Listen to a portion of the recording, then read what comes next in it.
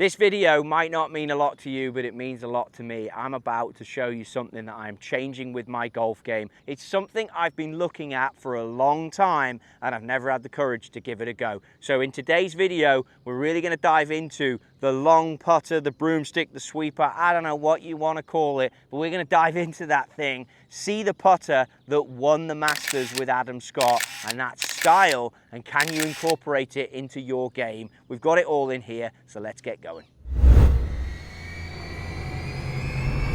The long putter. I know it's intrigued me. It's definitely something I've been looking at for a long time. The whole intro on tour of lie angle balance putters, zero torque, I get it. I totally get it. It wants the putter to swing and the face to stay super square without any pull of torque taking that face anywhere. So you're not going to have to react to the putter because the putter is going to allow you to putt it. With that, if you truly get thinking about zero torque and how these putters sit in those devices and allow them to swing without any twisting, then you then start to go down the avenue of thinking, okay, so if you've tried the arm lock, which I like, and you've seen me use this for a while, it still sits in this lie angle. So the club still has to move and keep the face square to the path.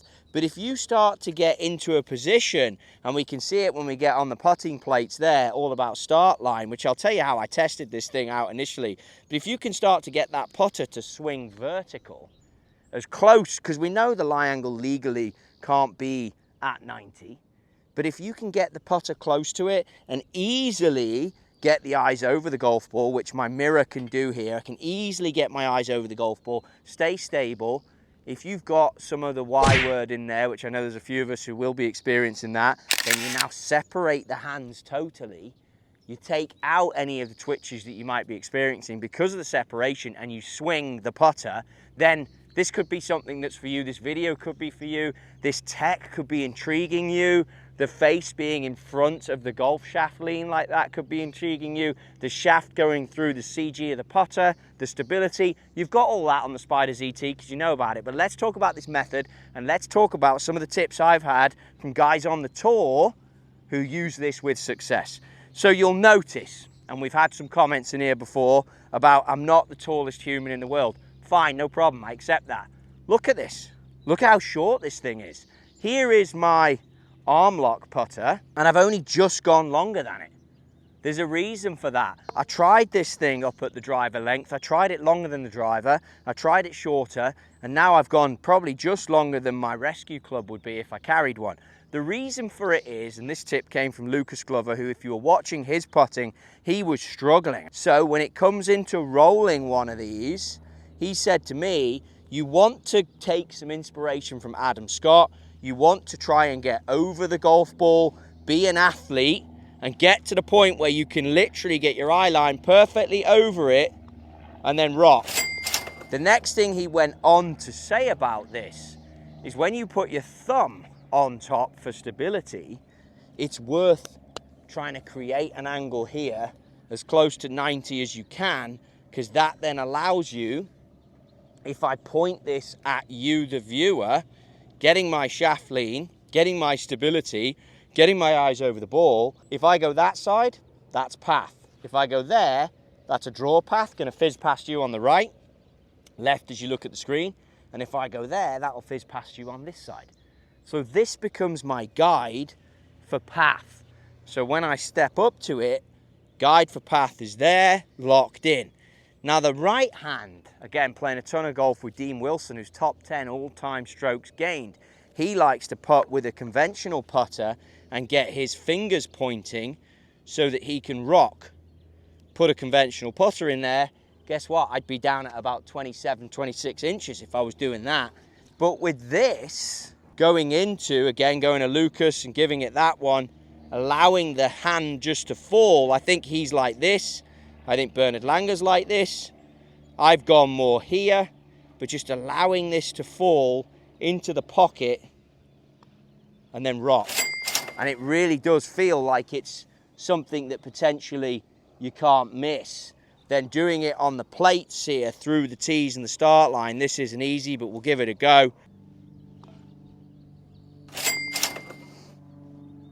Get that, and that's a good acid test. Get it consistently and keep the mind focused on it, and all of a sudden you'll be finding a putter that's right for you.